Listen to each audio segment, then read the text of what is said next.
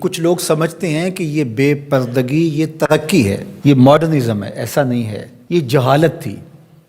کعبۃ اللہ کا طواف برہنہ کیا جاتا تھا، تو برہنگی یہ جدت نہیں ہے، یہ قدامت ہے، یہ ترقی نہیں ہے، یہ جہالت ہے۔ اس سے اسلام نے نکالا ہے، اور پردے کی طرف اسلام انسانیت کو لے کر کے آیا ہے۔ کان رسول اللہ صلی اللہ علیہ وآلہ وسلم اشد حیاء من اظراف خدرہا، کمواری لڑکی پردے میں لپٹی ہوئی جس طرح حیادار ہوتی ہے، حضور اس سے بھی زیادہ حیادار تھے۔ تو یہ ہمارا دین ہے، لیکن مغرب اور لادینی قوتیں جانتی ہیں کہ پردہ اسلام کا شعار ہے، اور انہوں نے پہلے اس کو کمزور اس طرح کیا، جس طرح ایک رواج کسی نے کہا، بعض بڑے بڑے چینلز کے اوپر بیٹھ کے نام نہاد مفکرین کہتے ہیں یہ عرب کلچر تھا۔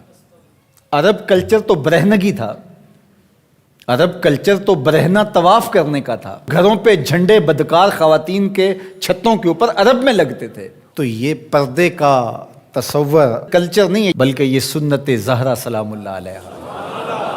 اللہ کے محبوب نے فرمایا ہر دین کی کوئی الگ شناخت ہوتی ہے، الگ پہچان ہوتی ہے، ہر دین کا ایک الگ نشان ہوتا ہے۔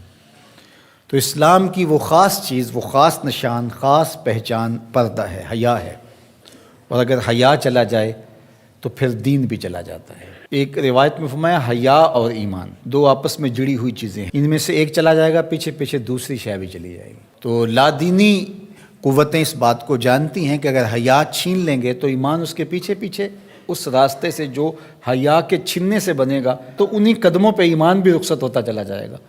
تو لہٰذا ان کو یہ کہو کہ تم ترک ایمان کرو تو یہ تو کبھی راضی نہیں ہوں گے، تو اس لیے انہیں پردے کا ترک کروایا جائے، انہیں حیا کے جوہر سے محروم کیا جائے تاکہ یہ ایمان کے جوہر سے بھی محروم ہو جائیں۔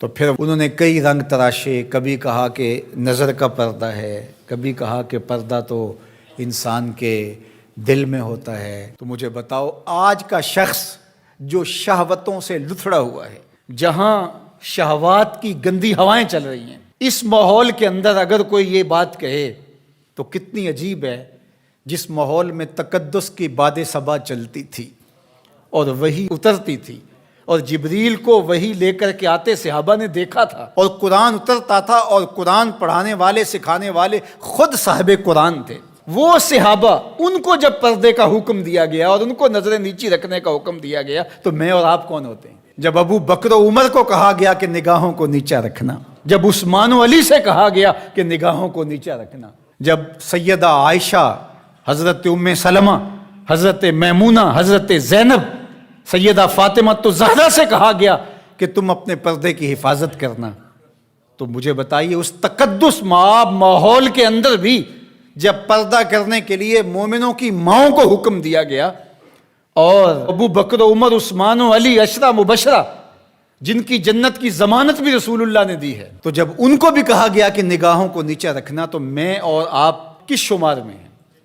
تو یہ ایک نفس کی کہانی ہے جو ہم گھڑ کے بیٹھ گئے، کہا کوئی بات نہیں جی، پردہ تو دل کا ہوتا ہے۔ بحالت مجبوری خواتین کو گھر سے نکلنا پڑتا ہے، لیکن اس میں بھی اس کو تاکید کی گئی کہ تیرا پردہ کسی صورت کے اندر بھی ختم نہیں ہونا چاہیے۔ میں خراج پیش کرنا چاہتا تھا یہاں ہماری ہمسائیگی کے اندر اس خاتون کو جس نے اللہ اکبر کا نعرہ لگا کر کے بتلایا کہ یہ امت ابھی بھانج نہیں ہوئی، اس امت میں آج بھی بیٹیاں موجود ہیں جو اپنی آبرو پر پہرا دے سکتی ہیں، اور یہ حالات بتاتے ہیں کہ یہ امت مرنے کے لیے نہیں، قیامت تک قائم رہنے کے لیے پیدا ہوئی ہے انشاءاللہ۔